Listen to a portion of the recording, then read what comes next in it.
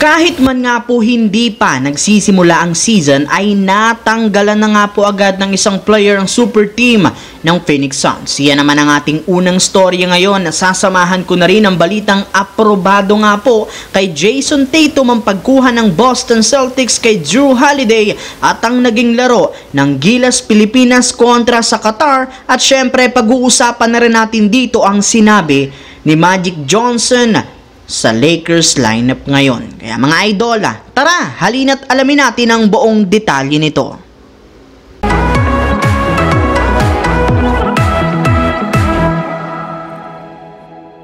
Alam naman nga po ninyo na isa nga po ang Phoenix Suns sa mga pinaka-inaabangan ngayon ng mga fans sa darating na 2023-2024 NBA season. Gayong bukod nga po sa pagkakaroon nila ng isang super team, isa rin naman nga sila sa mga itinuturing na championship contender na inaasahang magdodomina sa kanilang mga laban. Meron rin naman nga sila ngayong bagong lineup na binubuo ng mga bago at mas magagaling na player. Pero sa kasamaang palad, ayon nga po sa pinakahuling inilabas na balita ngayong araw bago pa man magsimula ang media day at ang mga laban ng Phoenix Suns sa darating na preseason, ibinulgar na nga po mismo ng kanilang team na nagtamo ng malalang injury ang kanilang player na si Damian Lee sa kanyang kanang tuhod. Hindi rin naman magandang senyales para sa kanilang kupunan, lalo pat out na nga ito indefinitely sa kanilang lineup. Sa madaling salita, hindi pa nila alam kung kailan ito makakapaglarong muli sa darating na season sa Phoenix Suns, lalo pat malaki ang naiaambag nito off the bench. Habang dumiretso naman tayo sa ating pangalawang storya sa balitang aprobado nga po kay Jason Tatum ang pagkuha ng Boston Celtics kay Jrue Holiday.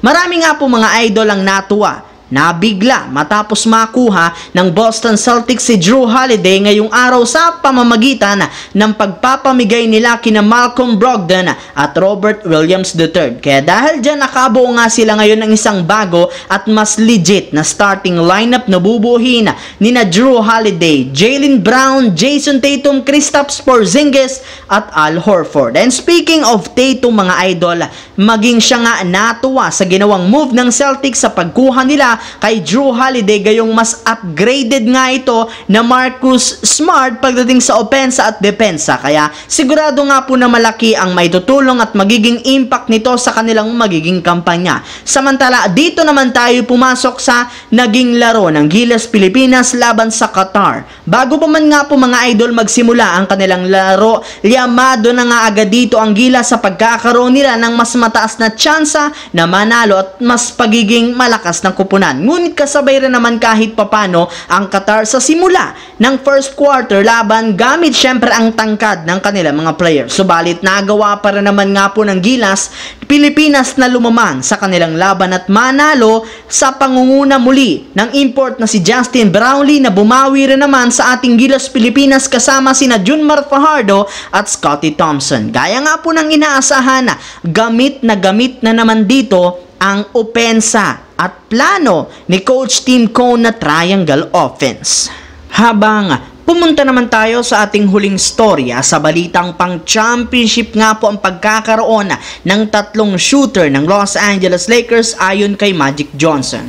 Kahit man nga po mga idol hindi pa naman nagsisimula ang season at wala pang napapatunayan ng bagong lineup ngayon ng Los Angeles Lakers, naniniwala pa rin naman ang NBA legend na si Magic Johnson na isa nga po ang Lakers sa mga pinakadelikadong championship team sa darating na regular season. Sa katunayan, ang Lakers nga po ang maituturing niya bilang best team sa Western Conference, lalo pat meron na rin naman nga sila ngayong tatlong sharp shooter sa kanilang lineup na sina Taurean Prince, Austin Reeves at si Gabe Vincent. Bukod nga po sa kanilang shooting, mapagkakatiwalaan rin naman nga dito ng Lakers pagdating sa pagsasalaksak sa ilalim ng basket na isa sa mga improvement na nangyari sa kanilang lineup ngayon. Ang videong ito mga idol ay hatid sa inyo ng Aurora Game, isang play-to-earn mobile app na kung saan pwede kang kumita habang nag-e-enjoy ka. Maraming mga games dito mga idol gaya ng color game na alam kong siguradong mananalo kayo. Dragon versus Tiger na simple lang, pipili ka lang kung Dragon ba o Tiger ang mananalo. Meron ding toss a coin na alam kong alam nyo na at marami pang iba. Sobrang dali lang mag-register gamit lang ang iyong mobile number number, hintayin ang verification code at gumawa ng password. Madali lang din mag-cash in at pag panalo, cash out agad gamit ang iyong GCash account. Kaya ano pang hinihintay nyo mga idol? Mag-download na at manalo. Nasa comment section ang link para makapagsimula na kayo. So yun lamang mga idol, ang ating bagong video na ating pinag-usapan ngayon dito sa aking YouTube channel. Once again, this is your J-Zone TV. Huwag kalimutang mag-like at syempre mag-subscribe. Pindutin ang notification bell sa aking channel para lagi kayo maging updated sa mga videos na pinapalabas ko. I-follow, bisitahin at i-like ang ating Facebook page, J-Zone TV. Maraming salamat mga idol. Hopefully, nag-enjoy kayo ngayon.